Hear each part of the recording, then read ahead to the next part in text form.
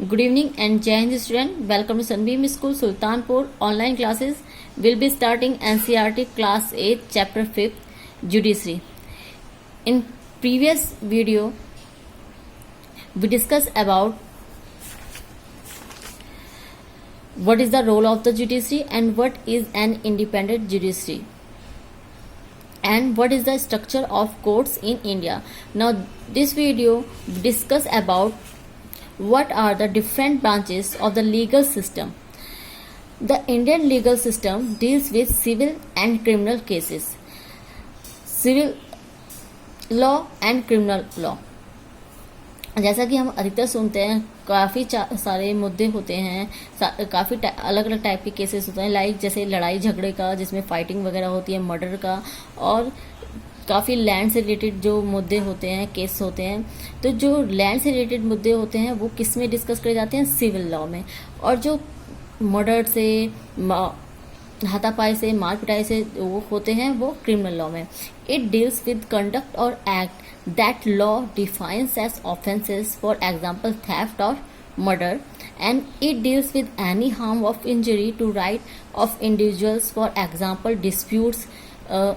disputes for to sale of land. It usually begins the lodging of FIR with the police who investigate the crime. जब किसी का murder होता है या किसी के यहाँ चोरी या डकैती होती है तो क्या होता है, सबसे पहले पुलिस में FIR दर्ज करवाई जाती है, यानी फर्स्ट इंफॉर्मेशन रिपोर्ट दर्ज करवाई जाती है, और जो पुलिस होती है वो इन्वेस्टिगेशन करती है क्राइम की, क्या हुआ है, किस तरह हुआ है. एंड सिविल लॉ में a petition has to be filled before the relevant court by the affected party only. और जब कोई लैंड से रिलेटेड कोई डिस्प्यूट्स होता है या सेल का, तो उसमें क्या होता है, उसमें जो पिटिशन दायर करता है जिसको इफेक्ट हुआ था, यानी जिसको प्रॉब्लम होती है, जिसके साथ चीट हुआ होता है, वो कोर्ट में पिटिशन दायर करता है. It found guilty the accused can be sent to a jail and also fine. अगर कोई किसी को क्राइम किसी का प्रूफ हो जाता है कि उसने मर्डर किया है या चोरी की है, तो उसको क्या होता है, उसको फाइन लगाया जाता है या उसको जेल में भेज दिया जाता है. And civil law the court gives the specific relief asked for.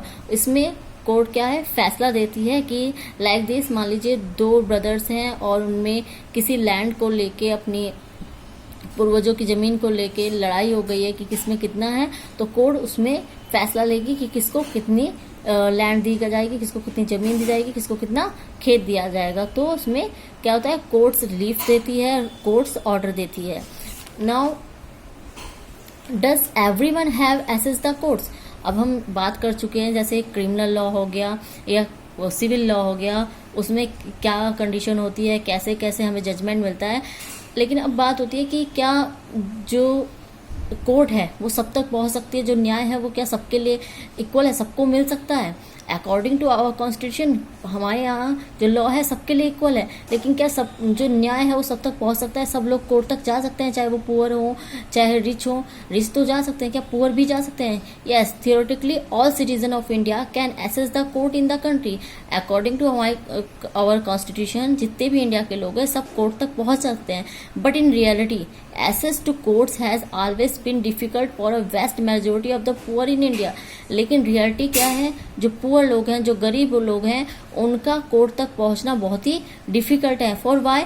Legal procedure involve a lot of money and paper work as well as take up lot of time. जो लीगल वर्क है इसमें बहुत सारा money लगता है, बहुत सारे paper work होता है एंड टाइम होता है. लाइक जो लेबर्स वगैरह हैं जिनको जो एक टाइम के अपनी अर्निंग के लिए, एक टाइम के अपने खाने के लिए जो पैसे कमा पाते हैं, वो लोग अपने हक के लिए किस तरह कोर्ट जाएंगे, वो इतना सारा जो प्रॉब्लम्स होती है जैसे मनी की, पेपर वर्क की, वो इतना सारा सहन नहीं कर सकते. For a poor person who can not read and whose family depends on a daily wages, the idea of going to courts to get justice often so remote. जो लोग पुअर हैं और जो डेली, जैसे मैंने बताया, पर डे की कमाई कर रहे हैं, उनके लिए कोर्ट पहुंच पाना एक बहुत मुश्किल है, वो नहीं जा सकते न्याय के लिए. नाउ वी डिस्कस अबाउट पिल यानी पब्लिक इंटरेस्ट लिटिगेशन, यानी जनहित याचिका. Public interest litigation is introduced by supreme court in the early 1980s. जो जनहित याचिका है इसे सुप्रीम कोर्ट ने 1980 में डिक्लेयर किया था, इट अलाउड बाय इंडिविजुअल और organization to file a PIL in the High Court और the Supreme Court on behalf of those who rights were being violated. PIL को यानी जो जनहित याचिका है उसको हाई कोर्ट या सुप्रीम कोर्ट में दायर किया जा सकता है और उसको वो दायर कर सकते हैं जिनके राइट्स को छीना जा रहा हो या जिनके साथ गलत हो रहा है, जिनके वायलेट करा जा रहा हो जिनके राइट्स को, या उनके बिहाफ पे कोई भी जो संस्थाएं बनी रहती हैं वो भी बिल दायर कर सकती हैं। A letter on telegram addressed to the Supreme Court or the High Court could be treated as a pill। और जो लेटर या टेलीग्राम भी जो सुप्रीम कोर्ट या हाई कोर्ट को सेंड किया जाता है वो भी पिल ही कहलाता है। लाइक जैसे एक एग्जांपल लेते हैं मिड डे मील।